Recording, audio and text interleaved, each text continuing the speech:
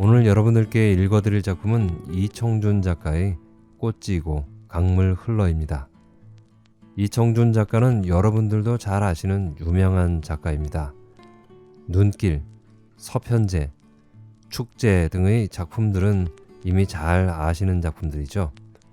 그리고 동인문학상, 이상문학상, 대한민국 문학상 등을 수상한 작가이기도 하죠. 오늘은 이분의 작품들 중에서 우리 마음 한켠에 뭉클한 감동을 전해줄 작품을 골라봤습니다. 끝까지 저와 함께 감상해 주시면 고맙겠습니다. 자, 그럼 소설 읽기를 시작해 볼까요?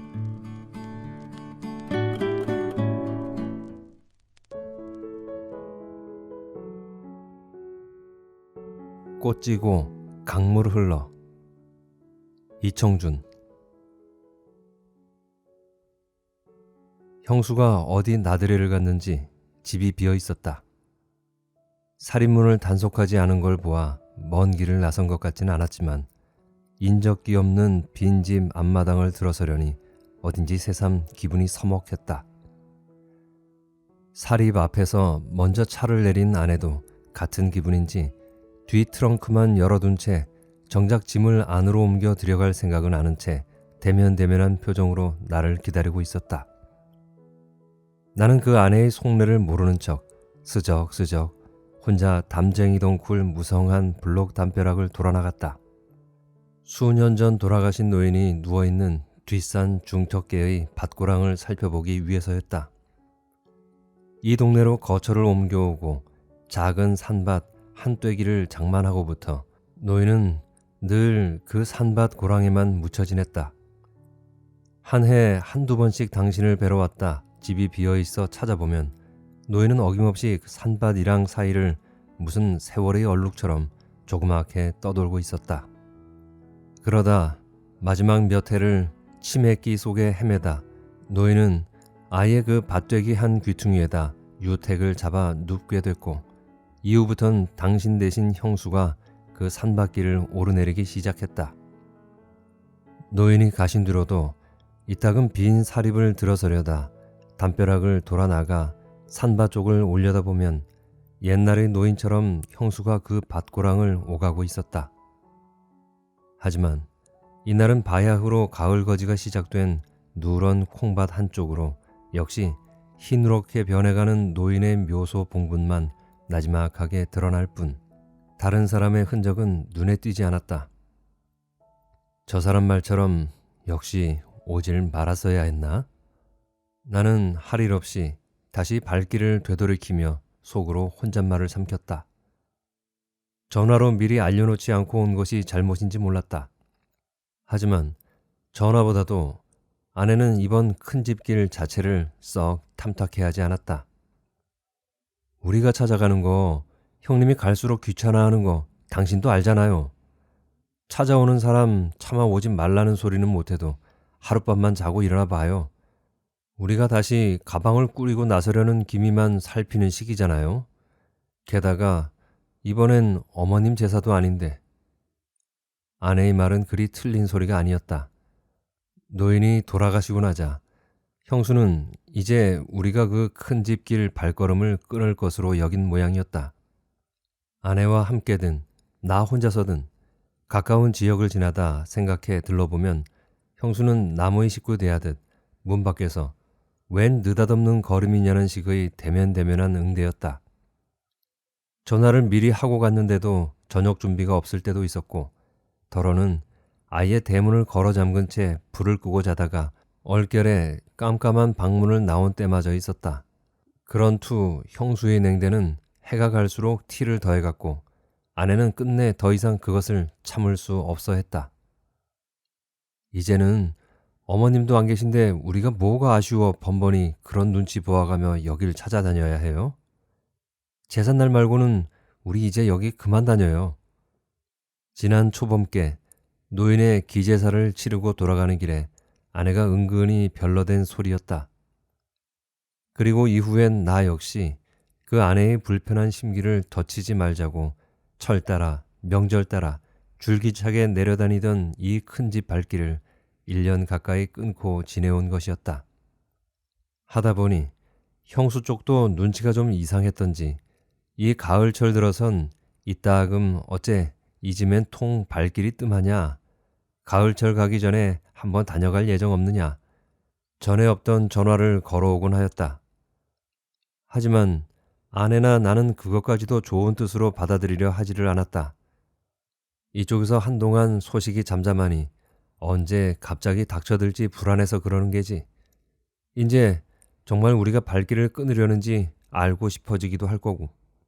거기까지는 아내나 나나 비슷한 심정이었다.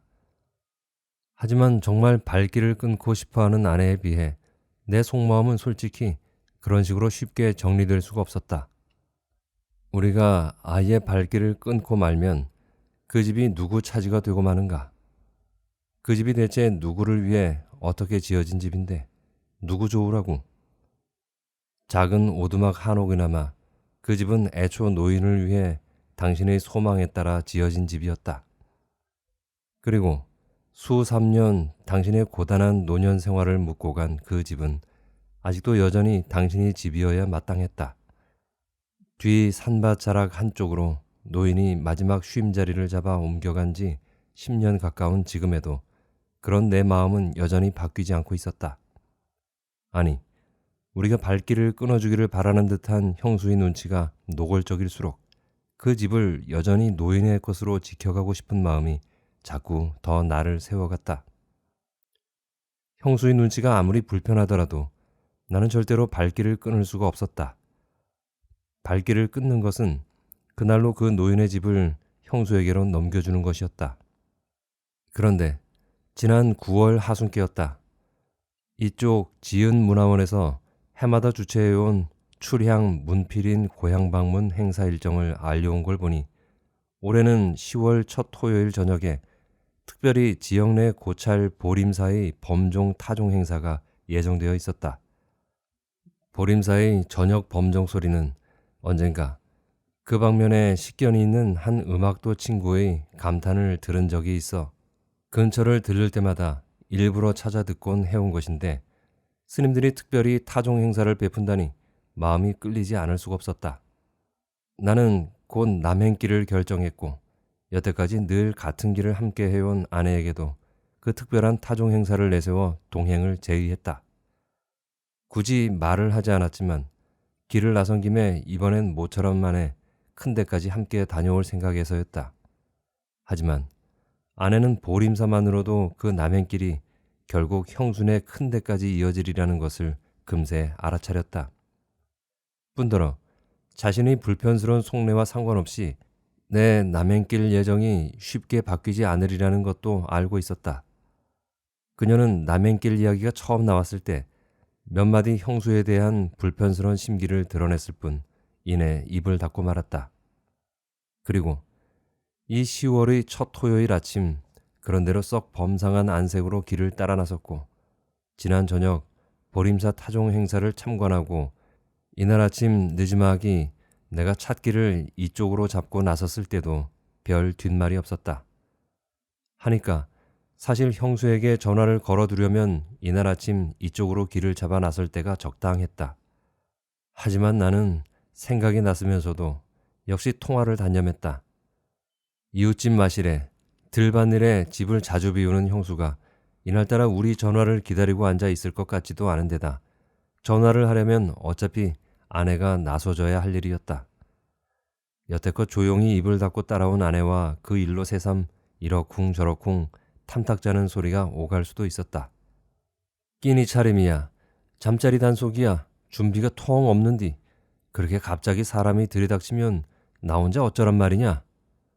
전화를 미리 걸고 보면 항용 되돌아오는 형수의 짜증 섞인 푸념이었다. 아내에게 전화를 걸랬다간 그런 타박투를 잊지 않고 있을 그녀의 반응 또한 짐작이 뻔했다. 당신은 그런 형님 말투 몰라서 그래요? 어차피 가려거든 전화 같은 거 걸지 말고 그냥 가요. 어머님도 안 계신 지금 누가 우리를 반가워한다고 그런 데를 굳이 꼭 찾아가야 하는지 모르지만 서로 간에 자칫 그런 소리가 오가기 쉬웠고 그렇더라도 끝내는 가고 말 길 앞에 아내나 나나 그것은 원할 바가 아니었다. 하기야 그런 전화를 미리 해뒀대도 전날의 행티로 보아 지금과 무엇이 크게 달라질 것도 없었을지 모르지만 사립을 다시 들어서니 아내는 아직도 옷가방조차 안으로 들이지 않은 채 우두커니 마루 끝에 걸터 앉아 있었다. 그리고 그동안 속으로 별로온 소리인 듯 몸을 마주 일으키며 한마디 조심스럽게 건네왔다. 우리 이렇게 그냥 여기서 기다리고 있을 거예요? 여기서 기다리지 않으면 그럼 어쩌자고? 나는 아내의 속내가 뻔했으므로 짐짓퉁명스럽게 반문했다. 그러자 이번에는 아내가 좀 더 분명한 어조로 나왔다.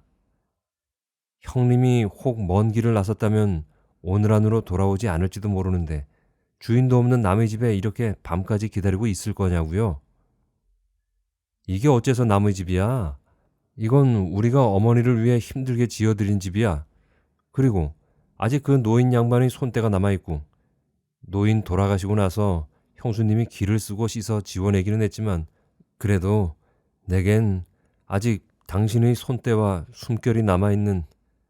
딴 생각 말고 어서 건넌방 치우고 가방부터 들여놔. 나 역시 은근히 더 목소리를 높이고 드는 바람에 아내는 그쯤 다시 입을 다물고 말았다. 하지만 나는 그 아내 앞에 한 번 더 오금을 박았다. 문단 속에 신경을 쓰지 않은 걸 보면 그리 멀리 간 것 같지도 않지만 오늘 안으로 안 돌아오면 어때? 이따가 우리끼리 저녁 지어 먹고 내일 아침 올라가면 되는 거지 뭐. 말을 끝내고 나선 아내의 반응을 아랑곳 아는 채 천천히 혼자 뒷곁 쪽 펌프 우물개로 돌아갔다. 이젠 그 우물물에 발을 씻고 차분히 안으로 들어앉을 생각에서였다. 그런데 나는 그 뒷곁 우물개로 돌아가다 말고 다시 생각을 바꾸었다. 그 우물개의 작은 가구 창고 안쪽 벽에 바다 낚싯대들이 걸려있는 게 눈에 띄었기 때문이다. 수년 전 성가하여 대처로 나가 지내는 조카 아이들이 내려왔다. 간척지 들론 건너 제방에서 망둥이 낚시질을 즐기다 남기고 간 물건인 듯 했다.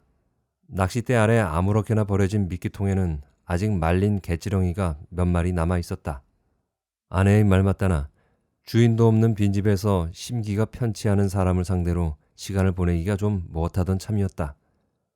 나는 냉큼 그 낚싯대와 미끼통을 챙겨들고 다시 앞마당으로 나서며 아내에게 말했다. 마침 이게 있으니 나 저 제방 넘어 개웅에서 낚시 좀 넣어보고 올게. 날이 늦어져도 형수님 오지 않으면 당신이 우리 저녁거리나 좀 찾아봐. 엄니산소는 언제 가벼려고요? 그런 내가 못마땅한 듯 아내가 찌부둥한 목소리로 물어봤지만 이 양반 행방도 기다려볼 겸 잠시 쉬었다 이따가 해 넘어가기 전에 가뵈면 되지 뭐. 나 역시 좀 시큰둥하게 대꾸하고 나서 이번엔 아내의 대꾸를 기다리지 않은 채 사립 밖에 세워둔 차 트렁크에서 맥주캔 2-어 개와 과자 부스러기를 꺼내어 낚싯대와 함께 묶어들고 드문드문 가을 거지가 시작된 제방 쪽 변농길로 들어섰다. 그러면서 잠시 전 아내에게 일렀던 소리를 자신에게 다짐하듯 다시 한번 뇌까렸다. 그래, 이렇게 그냥 길을 되돌아설 수는 없지. 사정이 어떻든 이런 식으로라도 기어코 여기서 하룻밤을 지내고 가야 하니까. 여긴 아직도 노인의 집이니까. 그걸 형수에게 똑똑히 알게 해야 하니까. 그 집을 짓게 된 내력부터가 당연히 그러했다. 윗마을의 옛집과 논밭과 조상들 선산까지 깡그리 주벽으로 팔아 없앤 가형이 결국엔 그 주벽에 씌여 아직 전도 창창한 세상까지 버리고 말았다는 소식을 듣고 노인을 찾아 내려갔을 때 당신은 그동안 일정한 정처가 없이 이곳저곳 떠돌며 헤매다 일을 당하고 나선 이웃 큰 누인의 동네의 한 오두막 주귀에 홀린 아들이 혼자서 마지막 독주를 마시고 떠나간 운막집 거적방을 새 거처 삼아 지내고 있었다. 그동안 몸을 피해 친정살이를 하다 돌아온 30대 초년 청상 형수와 계집아이 하나까지 어린 세 조카 아이들을 모아 데리고서였다. 객사와 다를 바 없는 죽음에 한 동네 자형이 서둘러 매장까지 끝내버린 뒤여서 내가 따로 힘을 들일 일은 없었지만 문제는 그 노인과 남은 식구들의 처지였다. 우선 그 운막집 꼴이 사람이 깃들여 지낼 만한 곳이 못 되었다. 노인과 어린 조카 아이들을 그 거적방에 그냥 처박아 두고 발길을 돌이킬 수가 없었다. 그렇다고 내게 무슨 해결 방도가 있을 수도 없었다. 당시엔 아직 미혼 처지라 따로 곁에 딸린 부담은 없었지만 나이 30 가까이까지 변변한 직장을 얻지 못한 채 이곳저곳 글동네 변두리나 떠돌며 지내던 나로선 아무래도 마땅한 해결책을 찾을 수가 없었다. 하다못해 나와 함께 서울로 나가잘 수도 없었고 아니면 아예 거기 함께 주저앉아 버릴 수도 없었다. 사정이 그렇다 보니 우선에 임기응변식 처방을 내릴 수밖에 없었다. 그 식구들을 두고 떠나던 날 아침 나는 노인에게 외상선심을 깔았다. 여기서 당분간만 더 고생을 하고 계세요. 제가 조금만 힘이 모아지면 형수랑 아이들이랑 함께 지낼 만한 거처를 따로 마련해 드릴게요. 그리고 그 외상선심에 대한 노인의 희망에 힘을 실어드리기 위해 짐짓 노인에게 물었다. 집을 새로 지어드린다면 어머니는 어디를 원하세요? 그냥 이곳 누님네 동네가 좋겠어요? 아니면 장터거리쯤이 좋겠어요? 장터거리는 나중에 집값도 좋아질 텐데요. 그런데 그때 노인의 반응이 내겐 전혀 예상 밖이었다. 글쎄다. 그런 날이 와준다면 얼마나 좋겠냐만 아직은 내 한 몸 지내기도 힘에 부칠 처지에 우리한테 언제 그런 좋은 날이 올 수 있을라드냐. 아들의 속내나 능력을 통 못 믿어하는 응대였다. 하고 보니 나는 그 노인의 예단이 다행스럽기보다 재물에 공연히 화가 났다. 그래, 다시 다짐을 주듯 새 집터에 대한 노인의 희망을 몇 번씩 채근하고 들었고 노인은 그제야 마지못한 듯 한숨기 섞인 몇 마디를 덧붙였다. 이제 와서 더 무슨 좋은 꼴 보자고 사람 눈길 번잡스런 장터거리냐. 내 형 그런 꼴로 간 이 동네에도 그렇고 정작에 그럴 만한 날이 온다면 조상들 선산 및 동네로나 다시 간다면 모를까. 인제 나도 남은 세상이 길지 못한 늙은이 처지에 선산 및 가까이가 지내다 때가 오면 조상들 보러 갈 길이 쉬워야 않겠냐. 그래야 지금껏 버려둔 조상 산소길도 익히기 겸해 나중에 너희들이 더러 나를 보러 오기도 편하겠고. 그 역시 내게는 뜻밖의 소리로 노인이 별로 가망이 없어 하면서도 그 집을 소망한 것은 당신과 조카 아이들이 한데 모여 지낼 거처뿐만 아니라 당신이 미국의 저승의 조상들을 만나러 떠나갈 마지막 길목을 마련하기 위해서였다. 그리고 또한 뒷날 당신과 조상들의 음덕바라기 겸해 당신의 자손들이 찾아 모일 마음의 의지처를 마련하기 위함이었다. 하고 보니 노인은 우선 발길부터 돌이키고 보려던 내 임시방편식 선심을 어쩔 수 없는 빗구러미로 뒤바꿔 놓은 것이었다. 나는 그렇게 노인을 떠나 서울로 돌아와서도 두고두고 그 빗구러미를 벗을 수가 없게 된 것이다. 내 무능한 주변머리에도 불구하고 그 빗구러미를 잇기는커녕 갈수록 무게만 더 늘어가는 꼴이었다. 하지만 실상 그 빗구러미의 내용은 노인 자신도 별 가망이 없어 한 까마득한 꿈일 뿐이었다. 그것을 이루어드리고 못하고는 오직 내 능력 여하에 달린 일이었다. 그리고 나는 좀채 그만한 여유를 마련할 처지가 못 되었다. 그것은 차라리 내게 좋은 마음의 구실이 될 수도 있었다. 하지만 나는 어차피 그럴 수가 없었다. 글쎄다. 우리한테 언제 그런 좋은 날이 올 수 있을라더냐. 노인이 아들을 믿지 못하고 지레 뒷걸음질을 쳐버린 체념투가 그 가망 없는 소망을 거꾸로 분명한 빈문서로 못 받고 든 때문이었다. 내 한 몸 지내기도 힘에 부칠 처지에 언제 우리한테 그런 좋은 날이. 진작에 아들의 무능력을 눈치채고 있던 탓이기는 했겠지만 그 몇 마디가 늘 벗어날 수 없는 빗구러미의 무게로 나를 채근하고 든 때문이었다. 하여 내가 그 빗구러미를 벗은 것은 30대 초반 결혼을 하고서도 10년 가까운 세월이 흐른 1970년대 후반에 이르러서였다. 혼인 전부터 빗구러미의 사연을 알고 있던 아내의 이해를 얻어 그때까지 저축의 대부분을 털어지고 내려가서였다. 하지만 물론 그것으로 노인의 소망을 모두 이루어드릴 수는 없었다. 우선 집을 앉힌 자리부터가 그랬다. 이왕이면 새 의지처를 조상들 선산 근처로 바라는 노인의 생각은 여전했지만 고래로 한번 떠나간 동네는 다시 들어가 살지 않는 구습이 있는 데다 조상들이 묻힌 선산은 이미 형 때부터 남의 산이 되어 있어 그쪽으론 살아서건 죽어서건 다른 사람이 깃들일 곳을 마련할 수는 없는 형편이었다. 그래, 아예 한가지게 마을에서 길을 멀리 내려와 이 해변 간척지 농장 길목에 새 집터를 마련하여 몇 달 만에 3칸짜리 아담한 한옥을 지어 앉힌 다음 내친김에 멀찌감치 뒷산 기슭 중턱계에 서너 마지기짜리 산밭도 한 자락 마련해드렸다. 식구들의 가용 야채가리도 위할 겸 선산을 아껴버린 노인 유사시를 대비하기 위해서였다. 하지만 노인은 물론 그만만 해도 더할 수 없는 만족이었다. 새 집은 늘 안팎이 말끔하게 가다듬어지고 앞뒤 마당에는 감나무며 대추, 유자나무 따위가 빽빽하게 우거져갔다.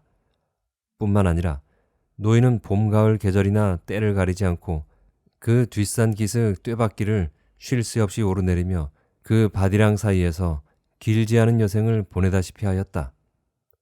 처음엔 더할 수 없이 생생한 즐거움과 맑은 정신 속에 그리고 나중엔 갈수록 괴롭고 까마득한 의식의 함몰 상태 속에 그리고 그것으로 당신이 돌아가실 내세의 집터값을 치르고 길을 다 익히신 듯 어느 해 이른 봄 마침내 이승의 모든 짐을 벗고 마지막 산바퀴를 올라가 새 유택을 지어 눕고 마신 것이다. 그 노인의 발길이 오가던 길목, 아직도 당신이 혼백이 오가고 있을 곳. 그래서 우리가 두고 새 선산터 삼아 당신을 만나러 다닐 이 길목 집은 아직도 당신의 집이어야 했다. 그것을 어물어물 형수에게 넘겨주고 말 수는 없었다. 제 방까지 올라서 보니 바로 눈앞에 바닷물이 펼쳐졌지만 썰물 때라 갈대밭 사이로 뻗어들어온 수로밖에는 달리 낚시를 넣어볼 만한 곳이 없었다. 하지만 어차피 낚시질이 목적이 아니었다. 전에도 늘 그랬듯이 망둥이 입질 손맛이라도 심심치 않다면 그것으로 시간을 보낼 구실은 충분했다. 나는 이윽고 그 수로가에 편편한 갯돌 하나를 깔고 앉아 미끼통 속의 마른 갯지렁이 하나를 낚시에 꿰어 힘껏 물결 속으로 던져 넣었다. 그리곤 다시 근처의 작은 돌멩이들을 주워다 낚싯대를 일정한 높이로 고정시킨 뒤 천천히 손을 털고 일어나 담배 한 대를 빼어 물었다. 그런데 그렇듯 담뱃불을 붙여 물고서야 비로소 등 뒤쪽 멀리 농장 건너 뒷산자락을 올려다 보았을 때였다. 나는 일순 그 산밭자락 사이에서 옛날 노인의 모습을 다시 본 것 같은 착각에 사로잡혔다. 나 엄니하고 늘 함께 지낸 게 심심하거나 무서운 줄 모른디라우. 엄니하고 밭도 같이 메고 도란도란 이야기도 나누고 엄니도 거기 혼자 누워 계시기가 적적하신지 밭에만 올라가면 그렇게 반기고 나오신다니까요. 언젠가 늦도록 그 밭일을 하고 내려오는 형수에게 내가 짐짓 숲자락 어둠 속에 노인의 혼귀가 무섭지 않았느냐는 어깃장투에 그 속뜻을 알아차린 형수 또한 천연덕스럽게 되받아온 소리였다. 그 형수의 실없는 농담투가 그런대로 제법 머릿속에 남아있던 탓인지 이후부터 나는 이쯤 바닷가에 나와서도 자주 그 산밭 쪽을 올려다보며 옛날 생시처럼 그 밭이랑 사이의 노인 모습을 찾곤 했었다. 하지만 그때마다 노인의 모습은 물론 흔적도 찾을 수 없고 밭 귀퉁이에 납작해진 당신의 묘지뿐이었다. 그런데 이번엔 가을 거지가 시작된 그 황갈색 밭자락 한쪽의 거뭇거뭇한 콩단 무더기들 사이에 아까번엔 볼 수 없었던 웬 사람의 흔적이 아른아른 떠올랐다. 그것도 밭이랑 가운데께서가 아니라 노인 묘소의 바로 옆 벌한 부근에서였다. 그러나 그것은 물론 노인의 모습일 리가 없었다. 아까는 보이지 않던 사람의 흔적이 나타난 탓에 내 마음이 아마 그런 착각을 빚은 모양이었다. 어디서 어떻게 나타났는지 모르지만 그것은 필시 형수의 모습임에 분명했다. 형수가 이날도 그 밭일을 나가 있음이었다. 그리고 뒷곁 감나무와 유자나무들에 가려 그 형수가 여태도 집 담벼락 앞에 세워둔 우리 차나 사람을 알아보지 못하고 있음이었다. 하고 보니 나는 새삼 슬그머니 쓴 웃음이 나왔다. 그리고 그때 얼핏 낚싯대 끝이 흔들리는 기미에 다시 허겁지겁 자리를 고쳐 앉았지만 그렇듯 씁쓸한 생각은 좀채 머리에서 사라지질 않았다. 아까번엔 어째 눈에 띄질 않았는지 모르지만 형수가 방금 어디서 그 밭으로 날아들지 않았다면 그걸 찾아내지 못한 것은 굳이 그 형수를 찾고 싶어 하지 않은 내 방심스러운 심사나 눈길 탓임에 분명했다. 그게 만일 노인의 일이었다면 어쨌을 것인가? 노인의 일이었다면 보이지 않았더라도 필시 밭길까지 쫓아 올라갔을 것이다. 노인은 들밭일이 없는 늦가을이나 겨울철까지도 이따금 그 산밭을 찾아 올라가 우두머니 혼자서 따스한 해바라기를 하고 앉아 있을 적이 많았으니까. 그 산밭 쪽만이 아니었다.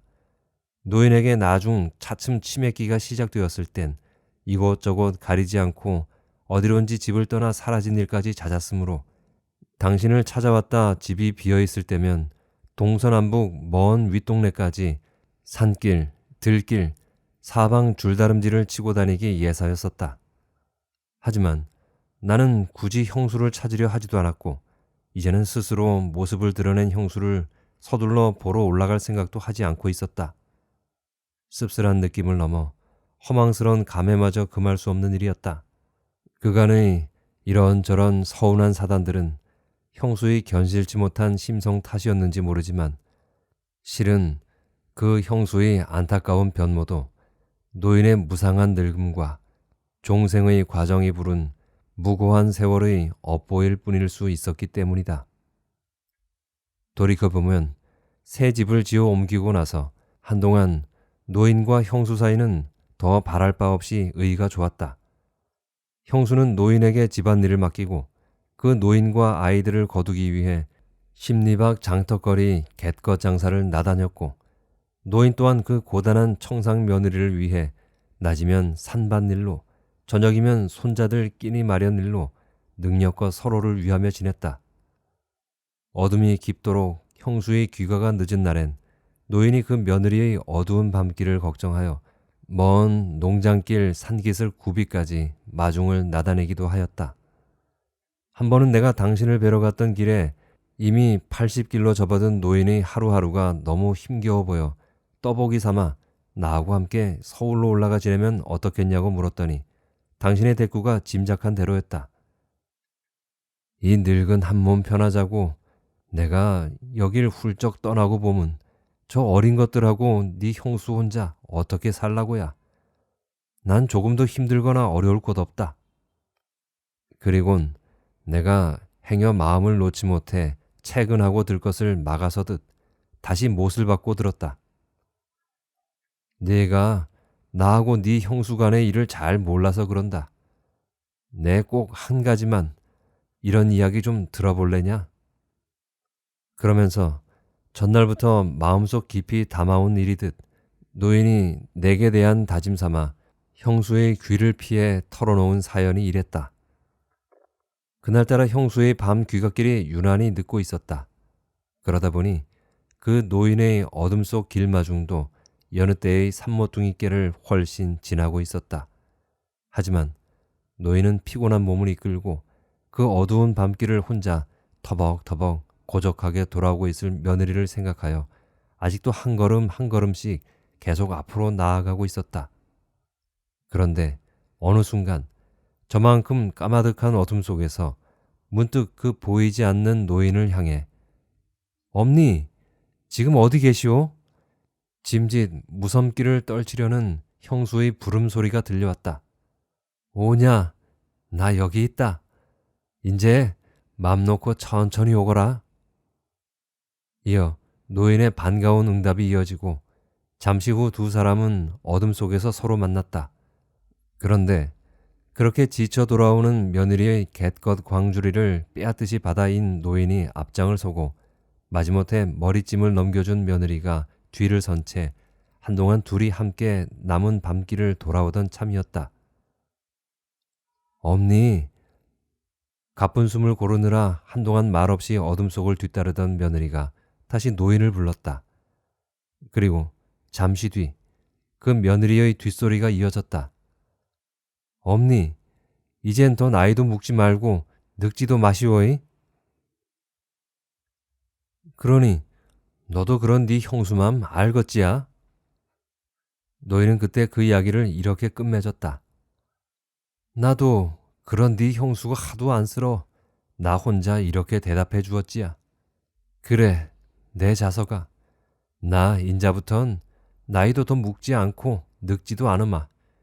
늙지도 죽지도 말고 언제까지나 네 곁에 함께 있어주고 말고야. 그러니 이렇게 너랑 나랑 언제까지나 한 꾼에 살자꾸나.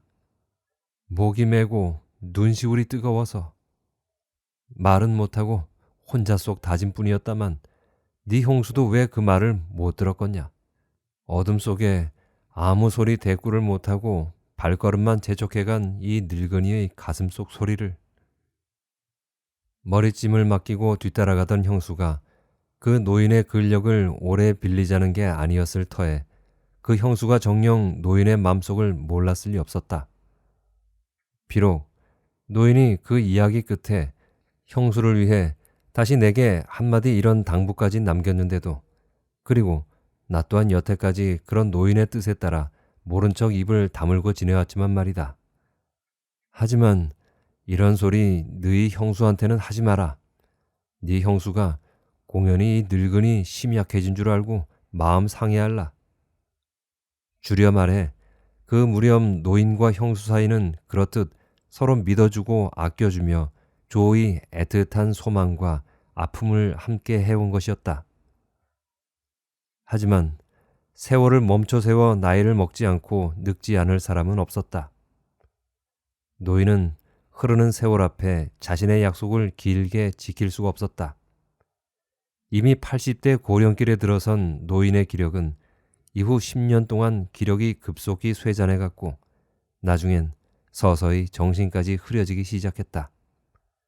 일손을 놓지 못해 산밭에를 올라갔다 넘어져 옷가지를 온통 버리거나 몸을 다쳐 길을 내려오지 못하는 일이 생기기 시작했고, 그게 오히려 일거리를 만든다며 형수에게 금종령까지 당하기에 이르렀다. 이웃 마을 누이네나 고향 동네를 다녀온 친지들을 통해 노인에 대한 그런 난감한 소식들이 끊이지 않고 이어졌다. 이후부터 노인은 집에 갇혀 앉아서도 일 나간 며느리를 위해 멀쩡한 옷가지들을 내어다 빨래통에 담아놓거나 해가 지면 아랫목 밥통을 잊은 채 새 밥을 한 속 가득씩 지어놓는 식으로 끊임없이 며느리의 애를 먹인댔다. 게다가 그 무렵부턴 웬일인지 노인의 식욕이 갈수록 늘어가고 기력이 왕성해져 곁에선 섣불리 당신의 거동을 막을 수도 없다는 것이었다. 그리고 종래는 그런저런 소식 속에 형수가 참다 못해 두고 보라지. 저 노인네가 틀림없이 나보다도 오래 사실 텐께. 저 잡숫는 거하고 펄펄한 기력 좀 봐요. 어쩌고 하는 투의 불공스런 원망의 소리까지 섞여들기 시작했다. 내가 못 살아. 저 노인네 땀시 내가 먼저 속이 보타 죽어. 하기야 자신도 이미 회갑을 눈앞에 둔 덧없는 황혼기에 그 시둘 줄 모르는 노인의 기력과 말썽이 원망스럽고 지겹지 않을 리 없었다. 그래, 나 역시도 그걸 특별히 서운해하거나 쾌념을 안으려 하였고, 때로 노인을 보러 갔다가 당신이 새삼 멀쩡한 정신으로 그 며느리에 대한 섭섭한 원정과 함께 일찍부터 혼자 마음속에 묻어온 노인이 그 덧없는 세월 앞에 전날의 다짐을 지킬 수가 없었으니 전사인들 어찌 그런 일이 없었으랴만, 나는 짐짓 늘 그걸 모른 척 못 들은 척 해왔으니까 마음속에 묻어온 흉어물들을 은근히 꺼내놓으려 했을 때도 나는 외려 그 노인을 윽박지르듯 초장부터 입을 막아버리곤 했으니까. 여태까지처럼 그냥 아무 말씀 마시고 모른 척하고 지내세요. 저 형수도 이젠 노인살이를 할 나이인데 요즘 같은 세상에 그런 며느리 정제꾼 심부름으로 따뜻하게 잡숫고 따뜻하게 주무시는 것을 고맙게 여기시고요. 그러지 못하시겠거든 오늘이라도 서울로 저를 따라가시든지요. 그래도 노인이 정 말을 못 참아 할 기색이면 나는 당장 자리를 박차고 다시 사립을 나서버릴 신용까지 해보이며 당신을 억눌렀고, 그러면 노인 역시 결국엔 한숨 섞인 몇 마디 속에 체념을 하곤 한 일이었으니까. 하기사 젊은 자식 앞세운 늙은이 처지에 누구한테 무슨 며느리 원정이 당하겠으며 여길 두고 떠나면 어디로 떠나겠냐. 다 부질없는 일이다. 내 속 알아 낳은 자식인들 어찌 이 늙은이 속을 다 헤아리겠겠냐만 내 말대로 인자 더 말을 안 할 테니 너나 마음 놓고 쉬었다 가거라. 세월이란 그렇듯 참으로 가차없고 잔인한 것이었다. 하지만 내겐 그 잔혹한 세월의 해악이 내 답답한 심사를 조이 달래고 넘어갈 미덕이기도 하였다. 노인은 아예 그 체념성 다짐마저 지켜갈 수가 없을 만큼 이후로 더 급속히 정신력이 떨어지고 말았으니까. 그리고 무엇보다 그 육신과 정신 간의 균형이 무너져가는 노인 앞에 형수 또한 마지막 자제력을 잃고 말았으니까.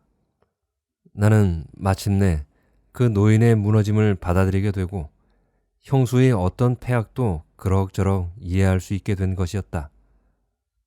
노인의 끼니 양을 크게 줄여버린 것도 잦은 배변의 괴로움을 덜어주기 위한 형수의 불가피한 처사로 이해했고, 하루 종일 노인을 방 안에 가두고 문고리를 채워놓는 것도 바깥 일을 대신해 줄 이 없는 형수의 단손 처지뿐 아니라 노인 자신의 안위를 위해서도 어쩔 수 없는 조처로 받아들였다.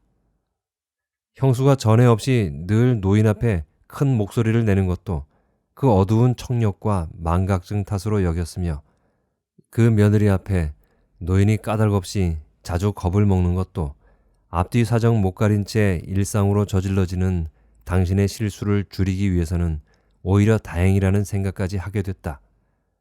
그리고 노인은 끝내 그런 식으로 그 세월의 해악 이외엔 누구에게도 딱히 허물을 물을 수 없는 노년의 불화 속에 더 다른 말썽 없이 조용히 당신의 종생을 맞아 가신 셈이었다.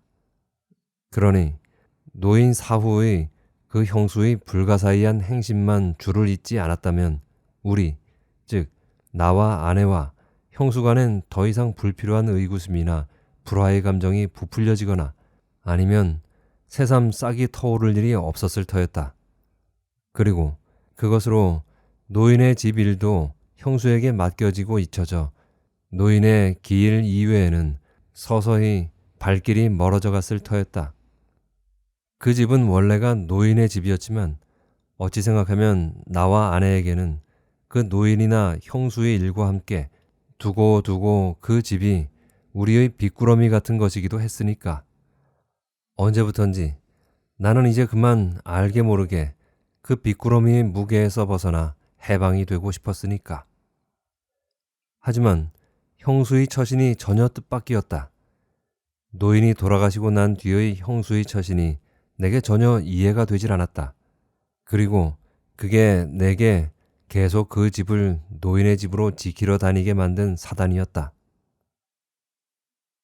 물 건너 서향 산모롱이 쪽으로 해가 훌쩍 기울어들면서 새삼 바람기가 차가워지기 시작했다.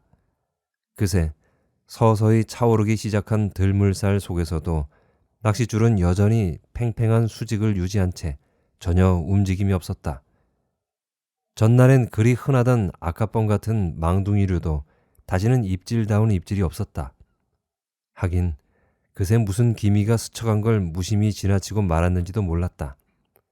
등 뒤쪽 들판 건너 먼 산밭 가운데에서 가물가물 인적을 확인하고부터 나는 낚싯대보다 자꾸 그 형수 쪽 기미에 신경이 쓰이고 있었으니까. 그리고 매번 산밭을 올려다볼 때마다 그 거뭇한 인적이 한순간씩 형수가 아닌 옛날의 노인으로 착각이 들곤 했으니까. 자신도 모르게 몇 번씩 다시 그 산밭을 올려다보아도 그런 착각이 매번 지워지질 않았으니까. 왜 이런 당차는 느낌이 들곤 하는가? 나는 다시 한번 씁쓸한 느낌과 함께 그 형수를 향한 알 수 없는 녹이마저 치솟았다. 무엇보다 나는 우선 그 착각을 바로잡아야 했다. 형수가 노인의 모습을 대신할 수는 없었다. 하고 보면 이제 그 당차는 착각을 바로잡을 길은 한 가지밖에 없었다. 가까이서 그걸 직접 확인하는 길뿐이었다. 이날 안으로 노인의 묘소에 올라가 보는 것도 이젠 더 미룰 수 없는 시각이었다.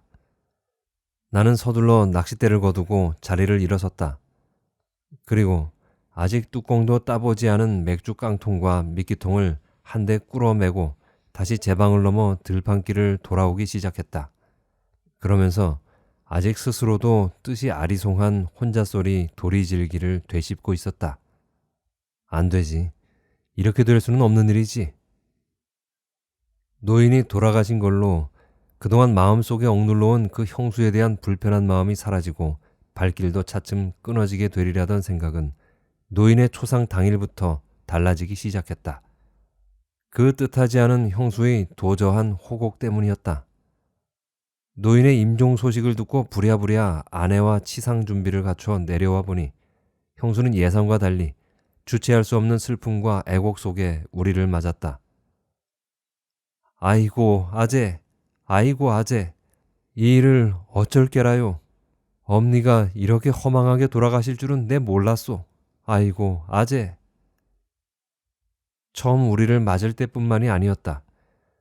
형수는 이후 내내 노인의 장례가 끝날 때까지 아침 저녁 상식 차림과 소렴, 대렴, 출상, 절차 고비마다 몸을 가누기 어려울 정도로 절통스러운 호곡을 토해내곤 하였다.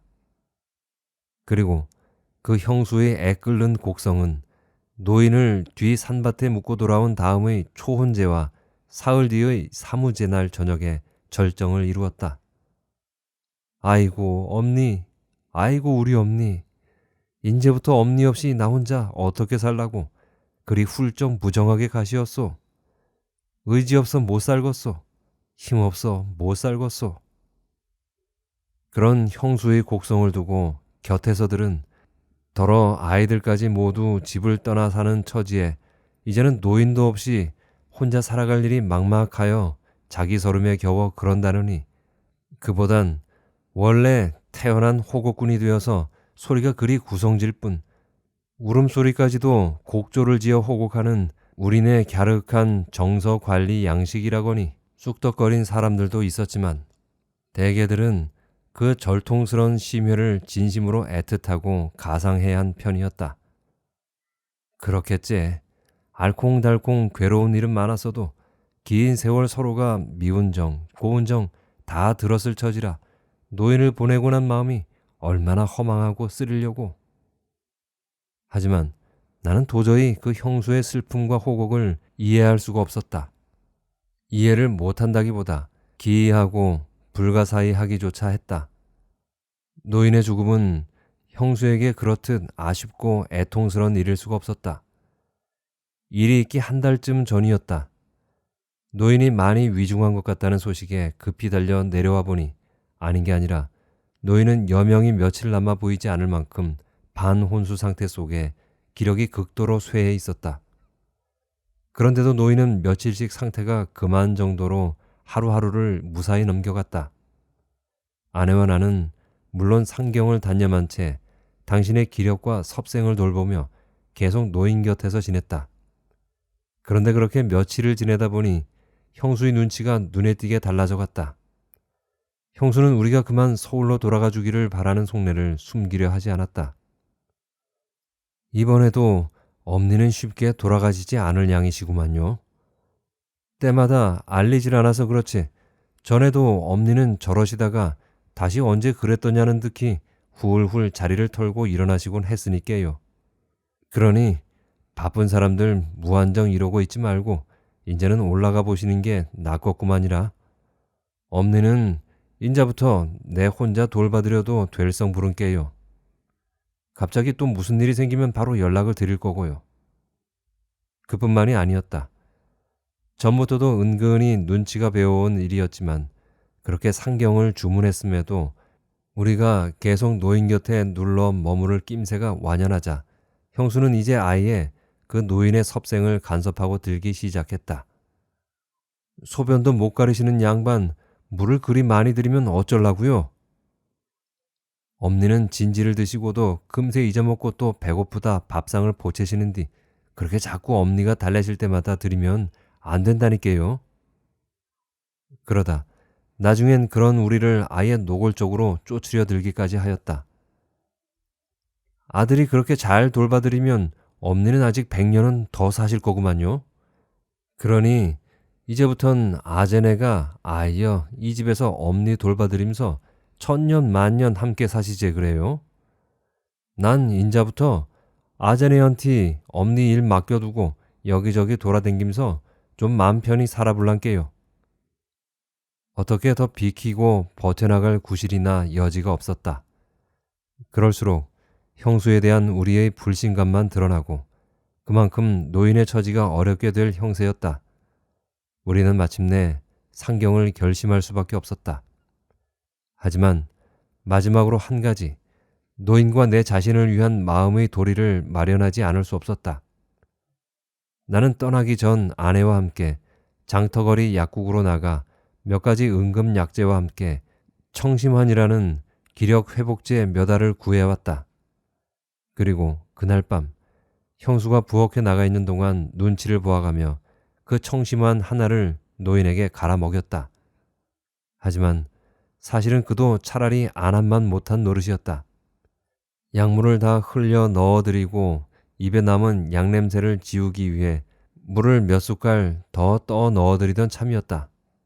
말을 못하면서도 노인이 붉은 혀를 내두르며 너무도 간절히 그 물기를 간구하고 드는 바람에 차마 물 숟가락을 거두지 못하고 있던 참인데 형수가 어느새 그런 기미를 알아채고 방 안으로 뛰어들며 심히 듣기 사나운 푸념을 쏟아냈다. 그래, 보약도 드리고 산삼, 녹용, 천도복숭, 불로초까지 귀한 약들 모다 구해다 들이시제. 그래서 100살, 1000살 늙지 말고 아프지도 말고 불로장생 하시라고요. 형수의 그 비정하고 모진 푸념 속에 어쩔 수 없이 결국 숟가락을 거두고 물러서야 했을 때의 그 노인의 애타게 간절한 혀놀림. 그것은 두고 보지 않음만 못한 일이었고 그 기억 자체만으로도 내겐 좀처럼 지울 수 없는 잔인한 형벌이 아닐 수 없었다. 그러던 형수의 마음이 돌변한 것 같은 서러움과 도저한 호곡은 내게 도대체 이해가 불가능한 기이하고 불가사의한 수수께끼일 수밖에 없었다. 아니, 그건 차라리 우스꽝스럽고 간특한 연극으로까지 느껴졌다. 하지만 진짜 문제는 그것이 아니었다.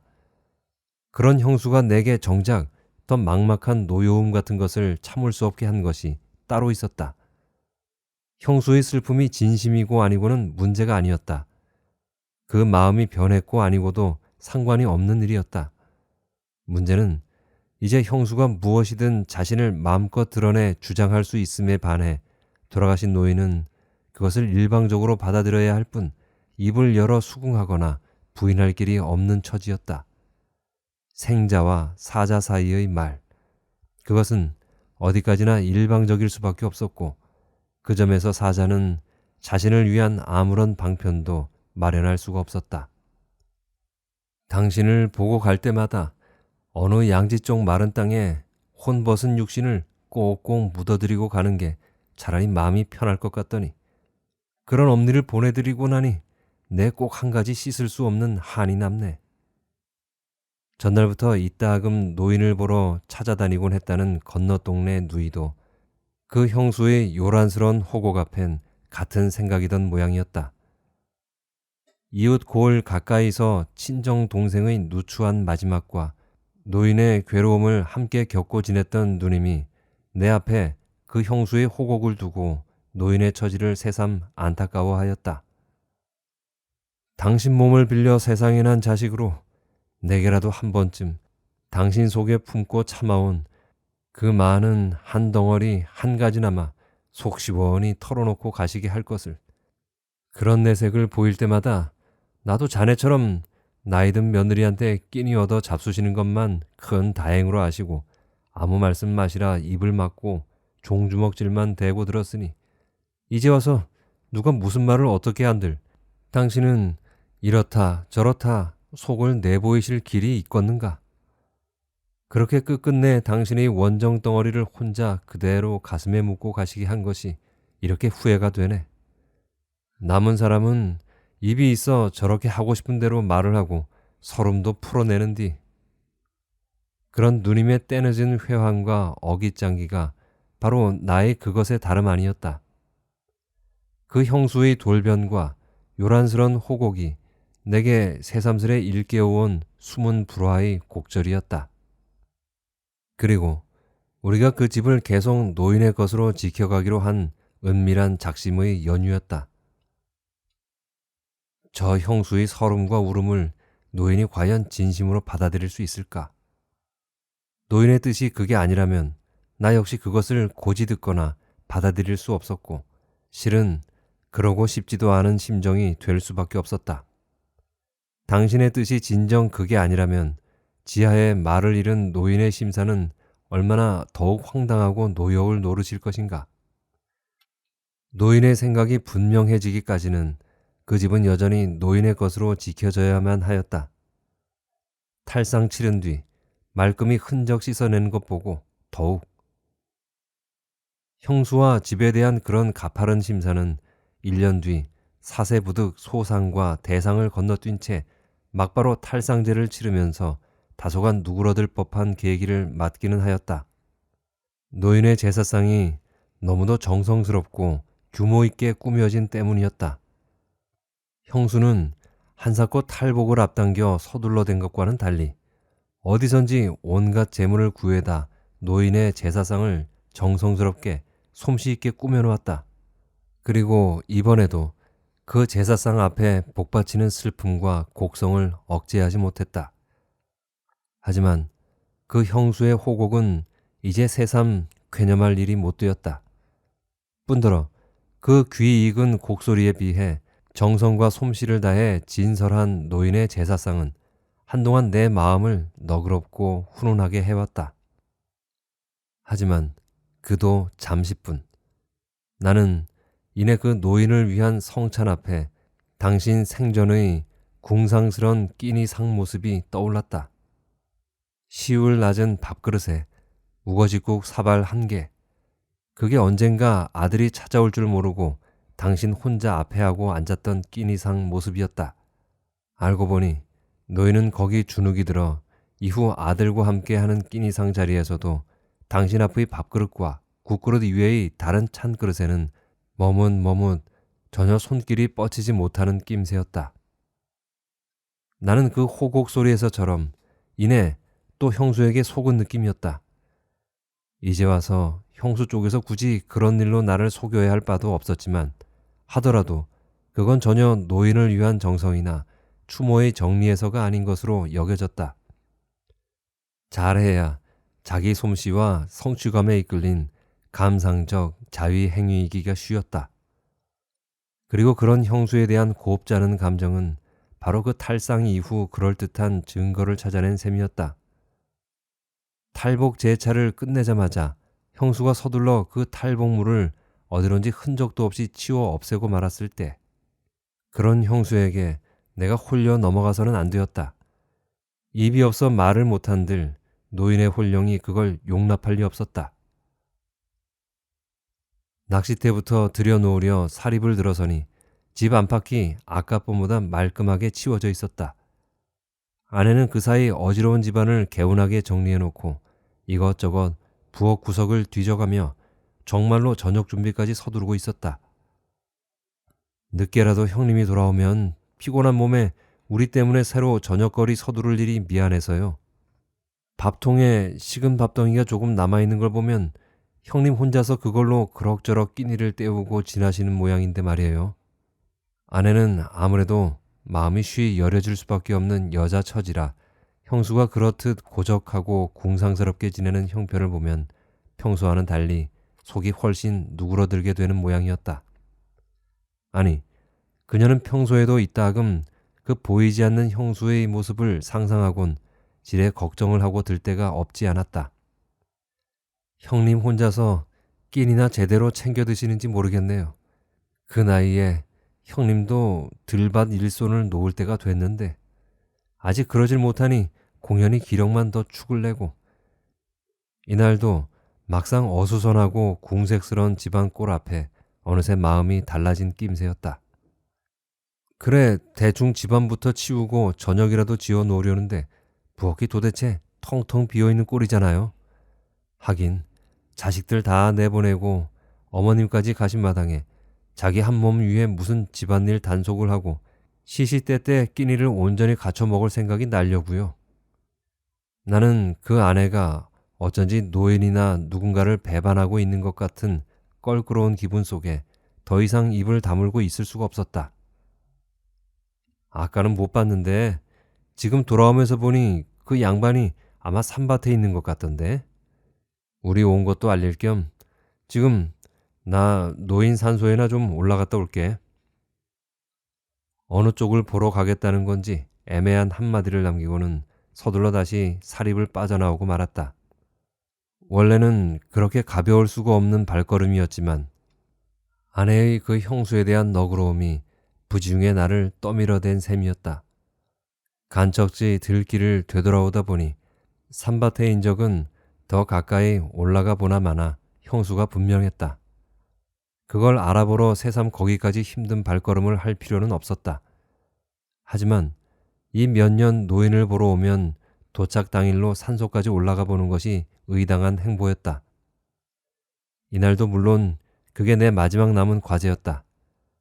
그런데 막상 그 산밭의 형수를 보고 나니 나는 그것이 형수를 보러 가는 노릇처럼 선뜻 내켜오지가 않아 마음을 미정미정 망설이고 있던 참인데 그 아내의 달갑잖은 마음씀이 그런 내 등짝을 떠밀어댄 것이었다. 그러니 사립을 나서고서도 나는 산밭을 오르는 발길이 가벼울 수가 없었다.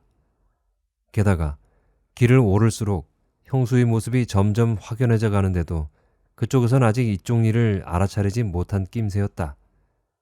이제는 해가 거의 기울어 산그늘이 서서히 밭고랑을 덮어 내려오는데도 형수는 언제부턴지 노인의 묘소 곁에 커다란 콩단을 꾸려놓고 거기 등을 기대어 앉은 채 아무 움직임이 없었다. 우리가 와 있는 아래켠 집 쪽에 대한 관심의 기미는 물론 밭일을 끝내고 내려올 낌새가 전혀 없었다. 전호진네가 이번에도 술 타령을 하고 앉았나? 나는 또 언젠가 그 형수가 혼자 밭일을 하러 올라갔다가 웬 술기를 흘리며 내려와 주절대던 소리가 떠올랐다. 나 밭에 갔다 엄니하고 한잔하고 왔소. 산밭에서 대낮에 혼자 무슨 술이냐는 내 은근한 힐책투에 형수는 천연덕스럽게 대꾸해 왔었다. 나도 이젠 나이를 먹고 보니 조금만 일을 해도 사지가 쑤시고 풀려내려 애기들이 찾아와 먹다가 남기고 간 술병이 있으면 밭으로 가지고 올라가 한 잔씩 술 기운을 빌리곤 하는디 엄니를 놔두고 어떻게 나 혼자 하고싶디요. 엄니 한 잔, 나 한 잔, 그리고 또 엄니 한 잔. 고부간의 도란도란 지난 세월 이야기 속에 권커니 잣거니 한 잔씩 하다 보면 시간 가는 줄을 모르고 이런 날도 생기게 마련이지라우. 하하. 무덤 속 어머니가 밖으로 나와서요? 그리고 당신도 형수님 술잔을 그리 반가워하십니까? 지난 세월 이야기도 듣기 좋아하시고요. 속이 뻔한 내 비속이 최근에도 형수는 우정 더 정색스런 농투 속에 전혀 거리낌이 없었다. 그러시다 마다요. 나만 올라가면 엄니가 기다렸다는 듯이 먼첨 호미를 들고 반겨 나오신단께요. 그래 서로 앞서거니 뒤서거니 김도 함께 매고 이야기도 나누고. 아재는 이런 소리 아직 고지 들리지 않지라우. 하지만 아재도 좀 더 나이를 먹어가면 차차 알게 될 것이고만이라우. 노인과의 지난날 일들을 기억하고 있는지 어떤지도 알 수 없어 보이는 형수는 그렇듯 나를 향한 은근한 공박과 함께 나이 타박까지 늘어놓았었다. 하지만 나는 아내의 말 맞다나 그 형수도 이젠 들밭 손일을 놓아야 할 나이가 되었나 보다 싶었을 뿐 그 얼렁뚱땅 주정투 넋두리를 더 이상 가래거나 괴념하려질 않았었다. 무어? 노인하고 도란도란 밭을 함께 메고 지난 세월 이야기를 해? 그걸 나더러 고지 들으라. 엉뚱한 나이 타령도 타령이었지만 어딘지 모를 그 형수의 들러붙기식 변명투가 오히려 가당찮고 역겨웠기 때문이기도 하였다. 이날도 형수는 아마 그런 꼴로 술기에 젖어 늘어져 있을지 몰랐다. 그런 생각이 들자 나는 그 형수를 마주하는 것이 마뜩지 않은 생각에 발길이 다시 무거워졌다. 그렇다고 거기서 다시 발길을 돌이킬 수는 없는 일이었다. 나는 될수록 노인을 보러 다니던 전날의 생각을 되새기면서 차츰 그 노인이 거기 여전히 나를 기다리는 듯 싶은 창연한 느낌 속에 계속 발길을 이끌어 올라갔다. 그런데 그러는 나를 형수는 짐작과 달리 훨씬 진작서부터 알아보고 있었던 모양이었다. 아재였소?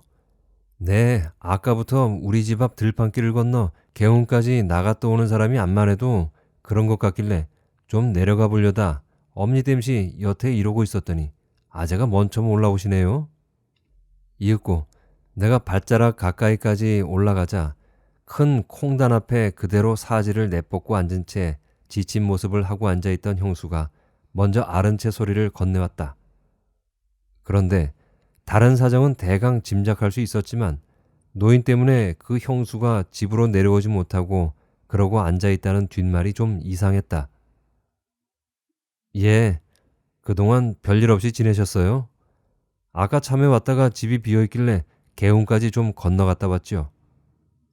나는 의례적으로 먼저 안부 인사를 건네며 혹시 그 형수가 또 술기에라도 젖어있지 않은지 묘소 앞을 살피다 다시 한마디를 물었다. 그런데 아까 번 집 앞에서 올려다볼 땐 어디 계시는지 안 보이시더니 오늘은 또 어머니 홀령하고 함께 숨어 콩바꿔질을 하고 계셨어요? 어머니 때문에 밭을 못 내려오고 계셨다니요? 그 소리에 형수는 왠지 피식 웃었다. 그리고 주위엔 술병 같은 것의 흔적이 없는데도 마치 술기를 머금은 사람처럼 밭이랑 사이에 드문드문 말려 묶어놓은 큼지막한 콩단들을 가리키며 천연덕스럽게 말했다. 그랬지라우. 나는 콩대를 베고 엄니는 뒤에서 저렇게 말린 콩단을 묶고 그러다 보니 엄니가 너무 피곤하신 것 같길래 아까 잠시 저 엄니 집 지붕 뒤에 기대고 앉아 쉬었더니 그 지붕에 가려서 아래서는 못 보신 모양이네요. 어머니 집 지붕이라니요? 나는 대충 짐작이 가면서도 재우쳐 묻지 않을 수 없었고 형수는 그 노인의 맷봉오리 한쪽 자기 머리맡개의 콩단을 툭툭 건드리며 대꾸를 마저 이어갔다. 아, 이 엄니 맷봉 말이요. 이 맷봉 옆구리 햇볕이 따뜻해서 여기다 함께 등을 기대고 쉬었다니까요. 그런디 인잔 집에 사람도 온 듯 싶고 날도 저물어 그만 밭을 내려가려는디 엄니가 좀채 이 콩단을 이어줘야 말이지라. 어머니가 콩단을 이어드려요? 그렇지라우. 엄니가 뒤에서 함께 불끈 밀어 이어줘야 이고 가제 이 무거운 콩짐을 어떻게 나 혼자 이고 일어서겠어요? 그것도 엄니 생시서부터 항상 그래온 일인데요. 그런디 엄니는 돌아가셔서 저승나이까지 늙어가시는지 전에는 불끈 잘도 이어주시더니 근자 들어선 통 힘을 못 쓰신다니까요. 아무리 힘을 좀 더 써 밀어주시라고 해도 영 힘이 태이질 않으니. 그래, 지금도 한참 실랭이만 치다가 서로 기력이 파해 이렇게 넋을 놓고 퍼질러 앉아 있지 않았겠소이. 형수는 노인 생시의 옛날 일, 그것도 치매기가 시작되기 이전의 정의롭던 시절의 이야기를 되새기듯 하고 있었다. 언젠가 밭일 중에 그 노인의 묘소에서 당신과 함께 술잔을 나눴다고 했듯이 형수로선 어쩌면 노인 치매기 이후나 사후에도 계속 그런 심사 속에 노인과 일손을 함께하고 있었는지도 몰랐다. 그리고 자신의 나이 먹음과 기력 떨어짐을 노인의 허물처럼 말하고 있는 것을 보면 그때부터 그렇듯 노인의 늙음과 무너짐이 아쉬워 상심해 왔는지도 몰랐다. 어쨌거나 그 형수 또한 콩단 한 짐을 혼자 들어 이지 못하고 죽살이를 치다 애꿎게 무덤 속의 노인을 허물하고 드는 걸 보면 그 몸도 그 마음도 그만큼 의지를 잃고 늙어가고 있음이 분명했다. 나는 더 이상 물을 말도 할 말도 없었다. 두고 보래라. 저는 늙을 날이 없을라더냐. 지도 나이 들어 늙어보면 언젠가는 이 늙은이 맘속을 알고 지가 오늘 나한테 한 노릇을 알게 될 것이다. 이 시애미가 죽어 없는 날에라도 언젠가 내가 노인을 앞장서 형수를 허물하고 들었을 때 그날따라 노인이 짐짓 나를 말리고 들던 소리가 떠올라올 뿐이었다. 노인의 만류가 진심이었든 아니든 이제 그 당신의 예언만은 어긋나지 않은 셈이었다. 그러니 나는 왠지 이젠 그 소주를 함께 나눴다는 소리를 들었을 때와는 달리 형수의 넋두리가 마냥 시답잖거나 역겨울 수만은 없었다. 여태까지와는 달리 그 형수가 그새 어딘지 노인의 말년 때처럼 무기력해 보여 측은한 생각이 들기까지 했다. 하지만 형수는 그런 내 당차는 속내 따윈 아랑곳하질 않았다. 한동안 말없이 황혼역 하늘만 쳐다보고 서 있는 내게 형수가 뒤늦게 재촉을 해왔다. 그럼 인자 아재도 올라오고 날도 어두워지니 그만 내려가 봐야지라이. 그러고 서 있지 말고 이리 좀 오시오.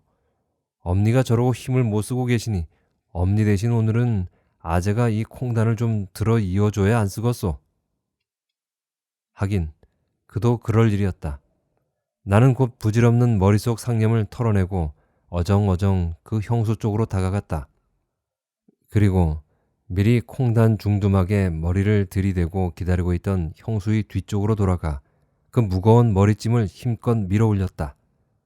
아닌 게 아니라 죽어 누운 혼백의 부추김을 받는다 해도 환갑을 넘어 늙어가는 형수 혼자의 힘으로는 좀째 들어이고 일어서기가 어려운 무게였다. 형수는 비척비척 그걸 이고 일어서서도 한동안 중심을 제대로 잡지 못해 앞뒤로 몸이 휘어 내둘렸을 정도였다. 그것도 콩단 깊숙이 머리가 들어박혀 눈앞도 제대로 살필 수 없는 형세 속에. 형수는 그렇듯 겨우 자세를 바로잡고 나선 이미 어둠이 쌓이기 시작한 내리막 밭두길을 조심조심 앞장서 걷기 시작했다. 하지만 나는 그 위태위태해 보이는 형수를 뒤따르면서도 이젠 그 형수의 모습에서 될수록 눈길을 비키려 하고 있었다. 좀 전에 짐을 들어 이어주면서도 잠깐 눈에 스친 일이었지만 반나마 걷어올린 치마폭 아래로 얼핏얼핏 드러나 보이는 그 형수의 깡마른 종아리깨가 자꾸 또 마음을 건드리고든 때문이었다.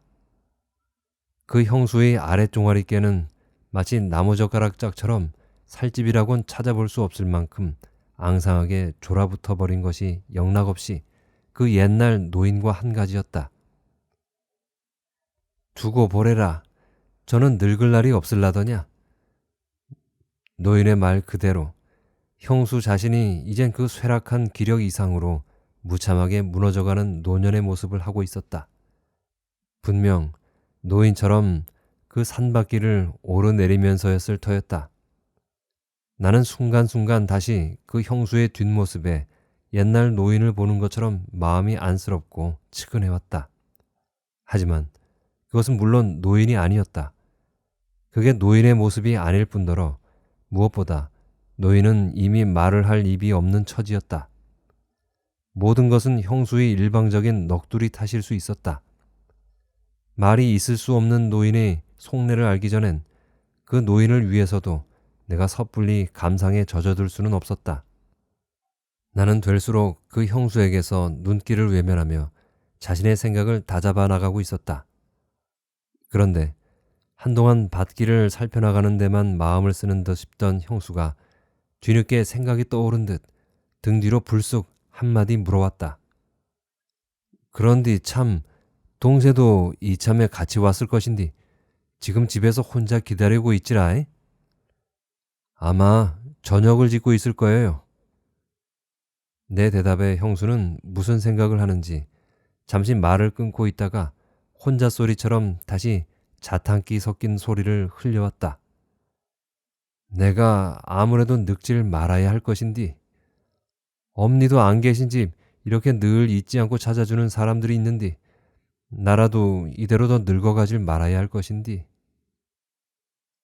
한숨기 속에 말을 뜸뜸이 이어가고 있는 그 형수의 푸념투는 듣다 보니 언젠가 노인에게서 들은 일이 있는 소리였다. 늦은 밤길을 돌아오는 며느리를 맞아 어둠 속을 앞장서 걸으며 당신 혼자 며느리 모르게 참아 삼키고 있었다는 그 소망의 다짐 소리. 그리고 그 형수가 노인의 심약해진 기미를 속상해할까봐 내게도 모른 척 넘기라 당부를 잊지 않았던 노인의 소리였다. 아닌 게 아니라 노인의 생각처럼 형수도 그때 그 노인의 마음속 말을 듣고 있었던 것인가. 그래서 여태까지 그걸 마음속에 잊지 않고 지녀왔던 것일까. 아니면 형수에게도 늙을 날이 없겠더냐던 또 다른 예언처럼 그 세월이나 늙음이 그것을 형수 스스로 깨쳐 배우게 한 것인가. 어쨌거나 형수는 그 노인의 속말을 그대로 되풀이하고 있는 격이었다. 아니, 이제 그것은 내게 형수의 소리가 아니라 어느 저녁 어둠 속을 앞장서 가던 노인의 소리를 노인의 입으로 다시 듣고 있는 느낌이었다. 한 해, 두 해 나이 들어갈수록 이렇게 부쩍 기력이 떨어지고 마음속까지 비어가니 이 노릇을 어째야 할지. 아제네가 이렇게 찾아와 하루라도 마음 놓고 쉬어가게 하려면 두고 내가 늙지 말고 이대로 집을 지키고 있어야 할 것인디. 우리 집을 언제까지 이대로 지키고 앉아 있어야 할 것인디. 하다 보니 나는 문득 그 노인을 오랜만에 다시 어둠 속에 앞장 세우고 뒤따라가고 있는 기분이었다. 그리고 비로소 자신도 모르게 옛 노인에게 말하듯 그 형수의 힘겨운 노구를 향해 불쑥 한마디 내던졌다. 그러게 우리가 늘 뭘 했어요. 이젠 제발 들반 일 그만두고 마음 편히 집이나 좀 지키고 지내시라지 않았어요. 그 형수라도 이젠 더 늙지 말라고 싶은 옛날의 당신 말은 목구멍 속에 그냥 꿀꺽 삼켜둔 채였다.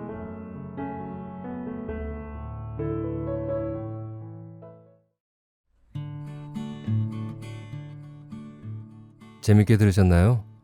예전에 이청준 작가의 또 다른 작품인 눈길을 읽었을 때만큼 마음을 움직이는 뭉클함이 느껴지는 작품이었습니다. 여러분들의 마음은 어떠셨나요? 지금까지 이청준 작가의 꽃지고 강물을 흘러였습니다. 다음에 뵐 때까지 건강하시고 행복하세요.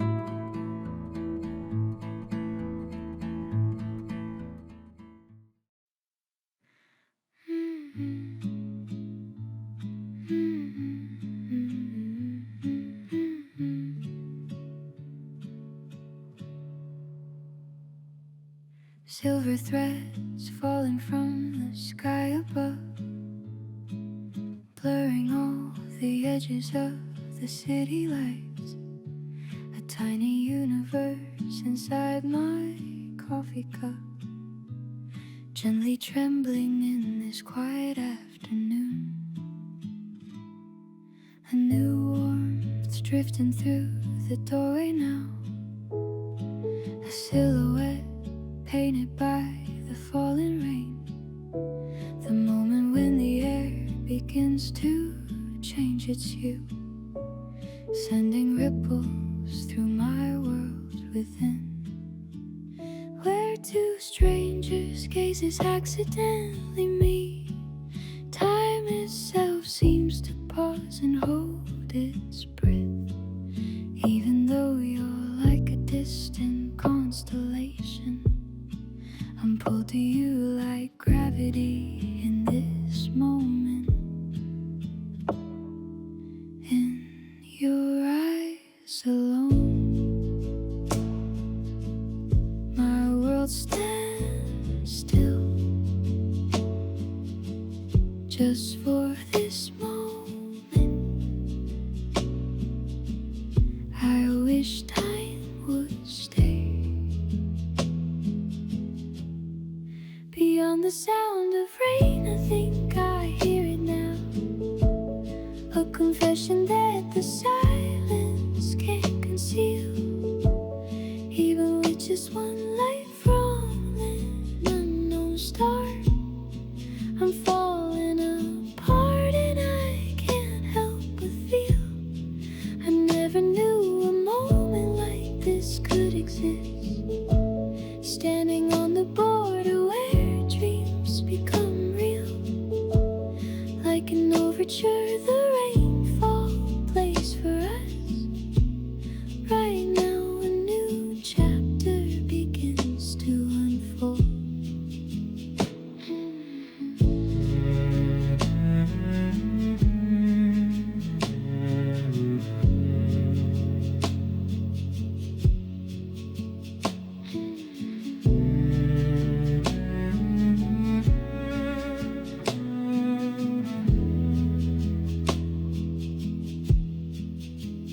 Once again, our gazes cross their orbits here. Your smile dries a small galaxy in space. What is this gravity I cannot name? Could this be fate drawing constellations for us? In your eyes alone, the whole world transforms. This trembling feeling, I know it's real. When the rain stops, will this magic evaporate and fade away with it? But the way the air is trembling now cannot tell a lie, it's proof enough. In your eyes alone, everything has changed. This moment right here, it must be destiny. Beyond the sound of rain, the feeling spreads. The truth, the silence whispers in my ear. The moment when a stranger's star breaks orbit, that gravity is pulling me to you. You hesitate and then you turn around, walking slowly into my universe. It's raining outside, shall we go together? The story that the cosmos writes in you.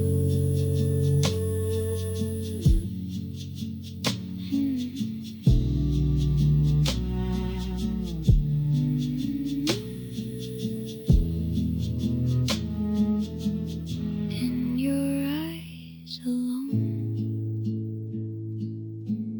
my world begins now. From this moment on, our story starts here.